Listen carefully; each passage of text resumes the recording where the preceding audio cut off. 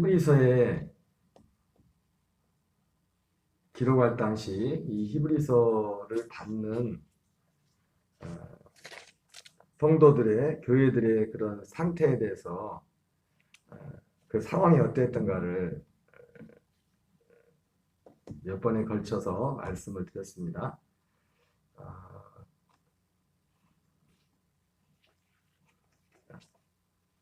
로마 대화재로 인하여 정말 생각할 수 없는, 상상할 수 없는 그런 극심한 환난과 그런 어떤 고통 가운데 있었고, 특별히 그러한 상황에서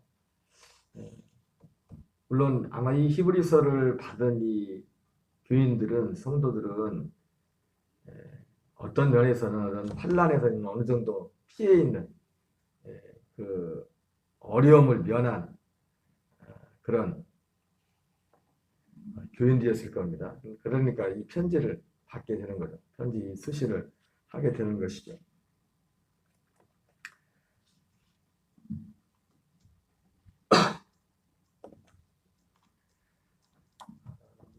그래서 그러한 그런 문제들이 많이 있었는데, 사실은 이 히브리서의 이런 특수한 그 고난이라는 그런 문제 가운데서 상황에서 그들의 어떤 말씀을 받은 면도 있지만, 이 편지를 받는 당시에 또 근본적인 문제가 있었다면 그것은 히브리서도 마찬가지고, 특별히 초대교회, 벌써 이 히브리서가 적어도 쓰여질 당시는 그 로마 대화재를 그것을 기점으로 한다면 한 60년, 70년, AD 70년 로마 대화재가 일어난 것이 AD 64년 정도라고 했으니까 그 전후 그 64년 이후에 그 어간에 보내진 말씀인 것을 우리가 어림잡아 생각할 수가 있습니다. 이러한 특수한 그런 어려운 상황 가운데서도 이들에게 있어서 더 근본적인 문제가 있던 것을 알게 되는데, 그 고난의 문제, 환난의 문제, 그 이전에 이 히브리 교회 교인들뿐만 아니라 그 당시에 이 사도들이 초대교회, 그렇게 하나님의 큰 능력을 통해서, 은혜를 통해서 교회가 세워졌지만은 그들의 신앙이 아직 그리스의 도의 초고에 머물러 있는 그런 사람들이 많이 있었던 것을 보게 됩니다. 초대교회의 전반적인 교회의 모습이 그러했던 것을 우리에게 말씀해주고 있습니다. 히브리서를 받는 교인들뿐만 아니라 사도 바울이, 그리고 사도 베드로가 이 사역을 할 당시에 그런 영적인 그런 상황 또한 마찬가지였던 것을 우리는 성경을 통해서 보게 됩니다. 로마서 10장 1절 2절 같은 경우도 보면 신앙이 올바른 지식을, 가장 큰 문제가 뭐냐면, 우리 신앙의 가장 큰 문제는 올바른 지식을 따르지 않는 것입니다. 올바른 신앙, 신앙이 어리다, 신앙에 문제가 있다. 이것의 가장 근본적인 것은 무엇이냐면, 우리가 믿는 기독교 신앙의 그 가장 근본인 그 믿음의 도리를 그렇지.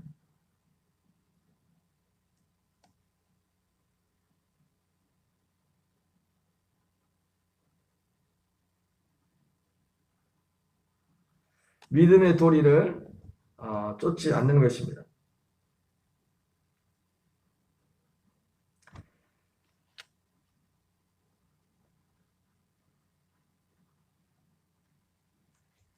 오늘 베드로 히브리서 5장 오늘 말씀에서도 그러한 부분을 잘 말씀하고 있습니다. 사도 베드로도 동일한 말씀을 하죠. 그리스도의 도의 초보, 다 눈뜨세요. 눈뜨세요.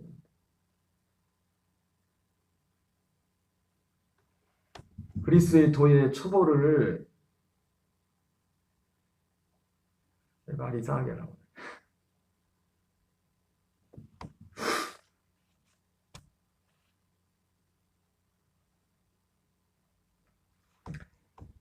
가장 근본적인 문제가 다른 것이 아니라 히브리서의 이 특수한 그 고난의 문제이기도 했지만은 그 고난의 그런 배경에서 말씀이 주어졌지만은 더 근본적인 문제가 있었는데 그것이 뭐냐면 그때 당시 교인들의 대부분의 신앙의 상태가 복음 위에 온전히 세워지지 못했던 것을 보게 됩니다. 히브리서를 받는 이 교인들도 이해가 안 했어요. 그러니까 앞서 말씀드린 것처럼 바울도 그렇고 베드로도 그렇고 계속해서 하는 얘기가 뭡니까? 고린도 교회 같은 그 성령 충만한 은사가 충만한 교회조차도 사도 바울이 그 교회 편지를 쓰면서 했던 중요했던 핵심적인 말씀이 뭡니까?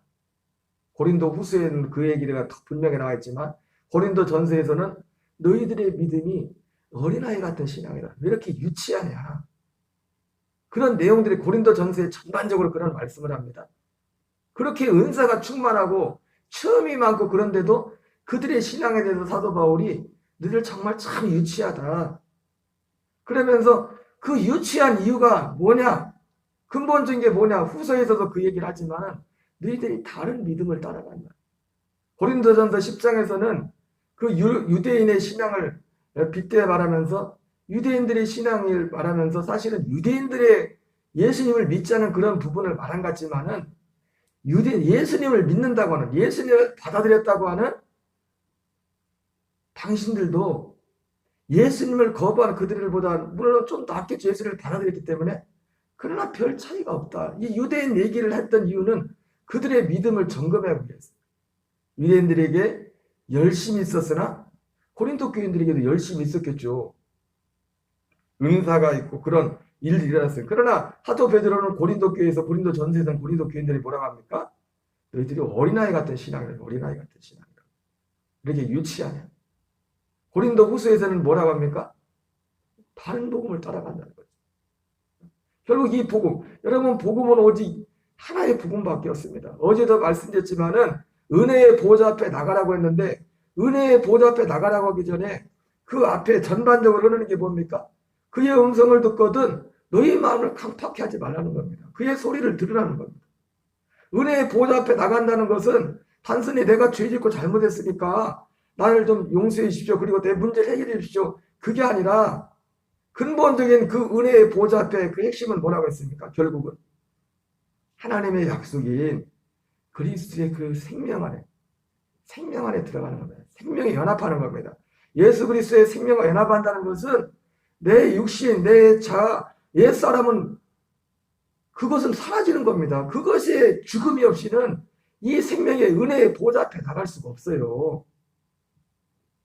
우리가 이 은혜의 보좌 앞에 나간다는 것도 어제 안식과 관련해서 말씀드렸지 않습니까? 여러분, 이 안식이라는 것은 오직 그분의 생명, 그 안에만 있어요. 그 생명, 복음 안에서, 그 생명 안에서 우리가 연합할 때 우리 옛사람의 처리가 되고 우리가 옛사람의 육체가 그리스도로 말미암아 할례를 받고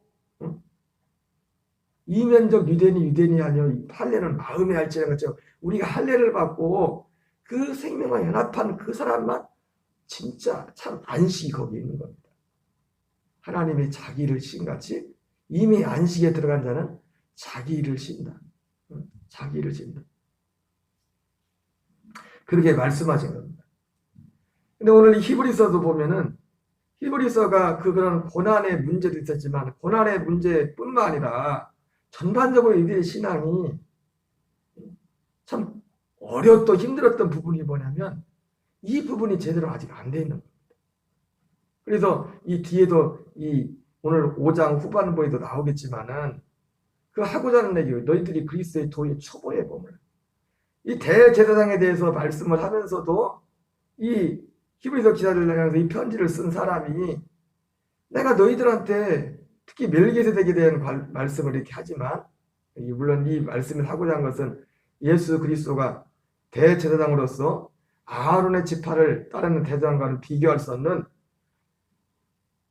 멜기세덱의 반차를 따르는 대제사장임을 말씀하고자 하고 있지만 그러면서도 이 말씀 가운데 뭐라 합니까? 내가 이 말을 너희들에게 더 깊이 말하고 싶지만 말할 수가 없다. 왜? 너희들이 지금 예수 믿는다고 한 지가 얼마가 됐는데 여전히 그리스도의 도의 처벌에 머물러서, 그리스도의 도의 처벌하는 게 뭡니까? 어떤 객관적인 어떤 지식들일 수 있어요. 예수님의 복음에 대한 객관적인 지식. 예수님이 어떻게 사셨고, 여기서 어떤 일을 하셨고, 어떻게 사셨고, 그리고 죽으셨고, 부활하셨고, 승천하셨고, 이런 어떤 객관적인 일들. 이런 것들, 그리고 죽으시고, 부활하시고, 승천하셔서 다시 오실 것이고, 그리고 천국과 지옥이 있고, 뭐 부활이 있고, 이런 객관적인 사실들에 대한 어떤 지식들, 믿음들. 그러나 이런 것들은 너무너무 소중합니다. 이런 우리의 주제 하나하나가 소중하지 않은 것이 아무것도 없어요. 그럼에도 불구하고, 이건 그리스도 도의 초보입니다. 이런 모든 주님이 행하신 모든 것들은 결국 무엇을 위한 것이었냐면, 새 언약. 뒤에 새 언약에 대해서 말씀을 하지 않습니까? 복음을 이루기 위한 하나의 과정이었어요. 이러한 지식들 하나하나가 다 소중합니다. 하나도 빠뜨리면 안 돼요. 예수님이 이 땅에 오신가 모든 것들 하나하나를 절대로 빠뜨려야 될 건 하나도 없다고. 그럼에도 불구하고 그 모든 것들은 무엇을 위한 것입니까? 새 언약을 성취하기 위해서입니다. 예수님이 이 땅에 오셔서 온전히 하나님 나라 천국에 사신 것처럼 우리 한 사람 한 사람이 예수님과 같이 천국 되어 사는, 육신이 예수의 십자가와 죽으심에 연합하여 할례 받고 그 생명 안에 가서 그리스도의 생명으로 살아가는 것. 이것이 예수님께서 드리신 그리스도의 도의 초보라고 하는, 이런 모든 기초를 닦아놓은 모든 것들이 뭐냐면 이 일을 이루기 위해서 하나님께서 예수 그리스도를 통해서 행하신 것들입니다. 모든 것들. 근데 이런 어떤 기초한 지식들이 있는데, 그러나 이런 것들을 행한 베드로 사도 바울이 고린도후서 6장에서 말한 것처럼 은혜를 헛되이 받는. 여러분, 우리가 이 복음에 연합하지 않으면 하나님의 은혜를 헛되게 만드는 겁니다. 지금이야말로 구원의 날이고 은혜 받을 날인데도 불구하고, 그 일을 다 이뤘는데도 불구하고 우리가 이 복음에 연합하지 않으면 은혜를 헛되이 받는.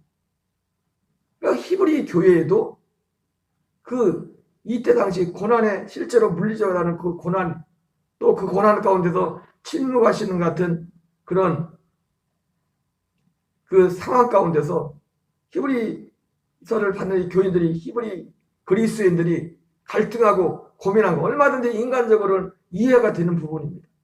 그럼에도 불구하고 그들의 더 근본적인 문제는 뭐냐면 그리스도의 도의 처보에 머물러 있다. 아니, 심지어 그리스도의 도의 처벌을 다시 닦아야 될 그럴 지경에 이르렀다는 겁니다.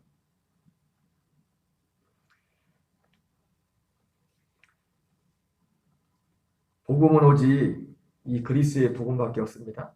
복음은 오직 예수님과 함께 죽고, 예수님과 함께 내 옛사람은 죽고 그 생명과 연합한 생명으로 사는 그 약속밖에 없습니다. 약속, 이거를 알지 못하면 사도 베드로는 베드로후서 1장에서 이는 소경이요 맹인이라고 했어요. 다른 표현으로는 이들은 원시치 못했다. 이렇게 표현하고 있습니다. 우리 잠깐 이거 읽어보겠습니다. 대제사장마다 사람 가운데서 택한 자이므로 하나님께 속한 일에 사람을 위하여 예물과 속죄하는 제사를 드리게 하나니, 그가 무식하고 미혹된 자를 능히 용납할 수 있는 것은 자기도 연하게 휩싸여 있음이라.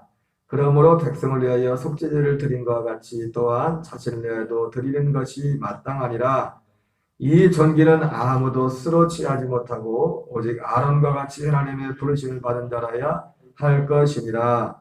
또한 이와 같이 그리스도께서 대제사장님 계심도 스스로 영광을 취하심이 아니요 오직 말씀하시니가 그에게 이르시되 너는 내 아들이니 내가 오늘 너를 낳았다 하셨고, 또한 이와 같이 다른 데서 말씀하시되 내가 영원히 멜기세덱의 반차를 따르는 제사장이라 하셨으니, 그는 육체에 계실 때에 자기를 죽음에서 능히 구원하실 이에게 심한 통곡과 눈물로 간구와 소원을 올렸고 그의 경건하심으로 말미암아 들으심을 얻었느니라.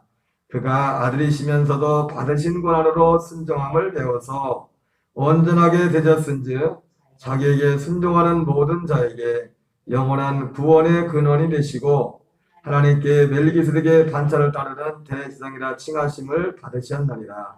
오늘 이 5장은 대제사장에 대해서 말씀을 하시면서 특별히 예수님의 대제사장 되심에 말씀하시면서 방금 앞서 말씀드린 것처럼 구약의 아론의 반차를 따르는 대제사장과는 전혀 구별되는 멜기세덱의 반차를 따르는 대제사장인 것을 오늘 말씀을 하고 있습니다.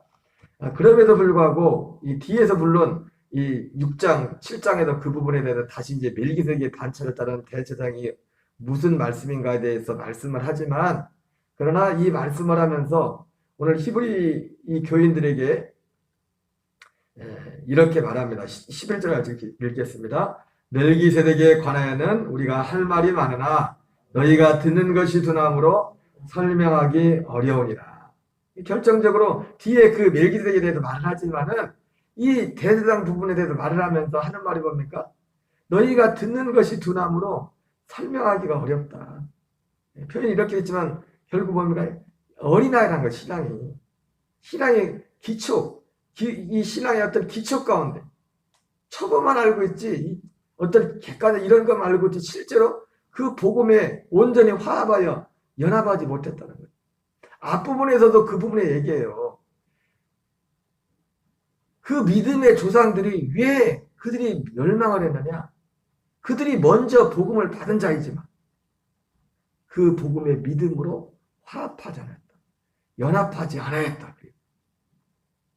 어떻게 보면 이 히브리 교인들, 히브리 그리스도인들 이들의 어떤 영적인 상태의 가장 의도 뭐냐면 이 복음에 온전히 연합해 있지 못한 실제로 상황적으로 당한 문제도 고난했지만은 그 상황적인 고난 못지않게 더 큰 문제가 뭐였냐면은 이 복음에 온전히 연합하지 못했다.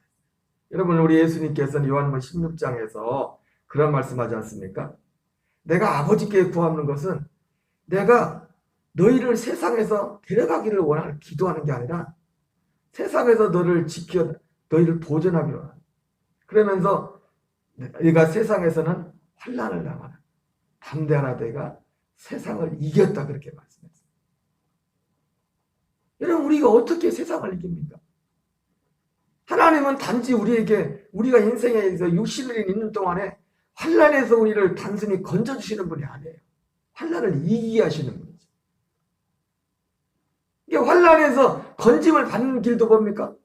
여러 가지 방법이 있겠지만 두 가지 방법이 있겠죠. 하나님이 아예 환난 자체를 없애버리든가 그걸 딱 걷어버리든가 그런 방법이 있을 것이고 그러나 우리는 그 방법만을 생각합니다. 환난에서 어떤 문제에서 우리를 건져주는 것은 그러나 우리가 알지 못하는 아니 우리가 잘 생각하기 싫어하는 또 하나의 방법이 뭐냐면 환난을 이기게 하는 겁니다. 우리에게. 환난을 어떻게 이깁니까? 근데 예수님이 맞아요. 담대하라 내가 세상을 이겼다.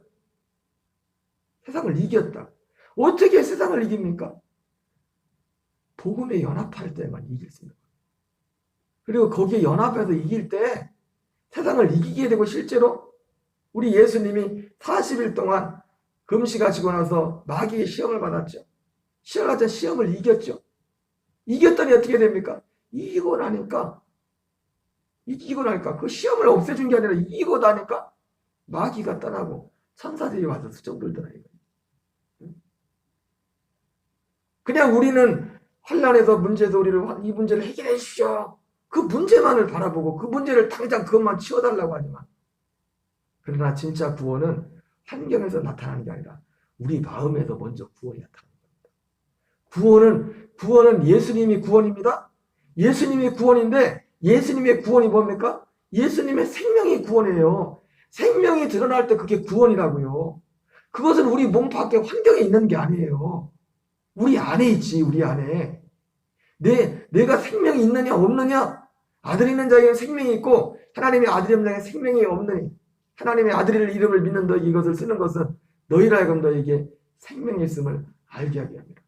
여러분 예수님의 이름을 우리 안에서 보지 못하면 우리 눈으로 볼 수 없어요. 내 안에서 보지 못하면 내 안에 그 이름이 있어야 돼. 요즘 계속 말씀드리지만 하나님의 성전을 지으신 목적이 뭐라고 했어요? 하나님의 이름을 거기에 두려고. 하나님의 이름이 뭐라고 했어요? 예수의 이름을 거기에 두려고. 사무엘하 6장에서 그 이름을 하나님의 이름으로 불리는 그 궤, 언약궤, 거기에 그 이름을 두려고. 그것은 구약의 그림자였고 지금은 뭡니까? 그 이름을 바로 생명으로 예수의 이름으로 우리에게 준다는 우리의 마음에.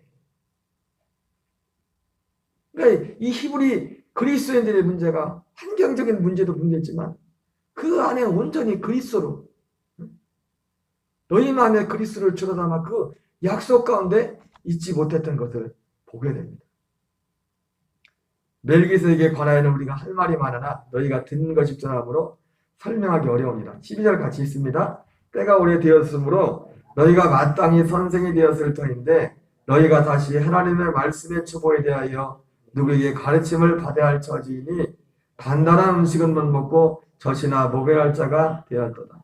그러니까 어떤 기독교 어떤 교리적인 객관적인 기초만 알고도 자기가 좀 믿는 줄을 착각을 합니다. 그리고 신앙은 뭐예요? 젖이 안 먹으면. 여러분 젖은 뭡니까? 단단한 젖과 단단한 음식이 모르겠죠. 이게 젖만 먹는 어린애를 보면 뭔 이렇게 해라 저렇게 해라 그런 소리를 못 들어. 좋은 소리 자기 어떤 이 젖만 먹는 게 뭐예요? 젖도 젖 나름이에요. 젖도. 사도 베드로가 이 젖이란 말이 쓴 여기 젖이란 모유를 이렇게 말하는 건데 음식을 하는데 사도 베드로가 신령한 젖을 사모하라고 된 겁니다. 그러니까 어쩌면 사도 베드로가 말하는 신령한 젖과 이 젖은 좀 다른 의미로 쓰인 것 같아요. 젖이나 먹어야 어린아이처럼 어떤 육신의 기나 즐겁게 하고 어떤 처지나 이렇게 육신적인 위로만 받고 그런 소리만. 여러분 어떤 면에서 우리가 육신적인 인간적인 위로도 참 필요하지만 육신을 입고 있기 때문에 그냥 참 복음의 이치에 딱 따져보면 어떤 면에서 보면 우리의 정과 욕심은 사도 바울의 십자가 이미 못 박았다고 했어요. 더 이상 우리는 육신의 위로를 하나님의 아들들은 육신의 위로를 그를 보고 가는 사람들이 아니에요. 제3자 입장에서 다른 사람들을 볼 때는 그런 마음을 가져야겠지만은 내가 주님 앞에 그거는 자기 연민이고 자기 어떤 정과 욕심이 있는 것뿐이에요. 거기엔 예수 이름이 없어요.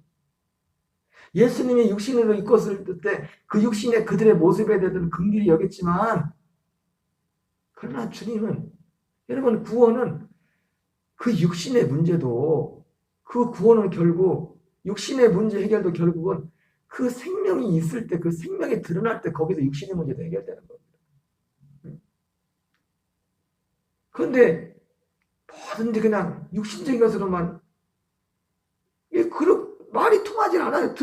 그걸 알아듣지를 못하니까 뭔 얘기를 하는지를. 그래서 이 히브리 유대인 이 편지를 쓰면서도 때가 오래되었지만 너희가 마땅히 선생에 대했을 터인데 여러분 선생은 오직 여기서만 선생은 오직 하나밖에 없습니다. 복음 안에서 교사 복음을 모르면 선생이라는 말을 받을 수 없어요. 왜 사도 베드로는 소경이라는데 소경이 무슨 선생을 합니까? 맹인이 무슨 선생을 합니까? 너희가 다시 하나님의 말씀의 추구에 대하여 누구의 가르침을 받아야 할 처지 가르치기는 그런 가르침을 받아야 할 처지 단단한 음식은 못 먹고 젖이나 먹어야 할 자가 되었도다. 이는 젖을 먹는 자마다 어린아이니 의의 말씀을 경험하지 못한다. 단단한 음식은 장성한 자의 것이니 그들은 지각을 사용함으로 연단을 받아 선악을 분별하는 자들입니다. 여러분 장성한 자는요 결국 이 복음의 뿌리를 내린 사람을 말하는 거예요. 복음의 뿌리를. 그럼 복음의 뿌리를 내린 거는 이제는 나는 없는 거예요. 나는. 내 옛사람은 없는 거예요. 히브리 교회 이때 당시 문제를 했다면 지금 우리 이 시대를 사는 이 시대의 모습은 어떻겠습니까? 여러분 우리가 온전한 데 나가야 될 줄 믿습니다. 그리스도의 도의 처벌을 버리고 온전한 데 나가야 돼. 그러니까 히브리서를 쓴 목적 중에 가장 큰 목적 중에 하나도 그 얘기예요. 그래서 6장에서 그 얘기를 해요. 저와 여러분이 하늘에 썩어지는 미랄이 되는 귀한 복 있기를 주의 이름으로 축원합니다. 주기도문으로 마치겠습니다. 하늘에 계신 우리 아버지여, 이름이 거룩히 여김을 받으시오며 나라의 마옵시며 뜻이 하늘에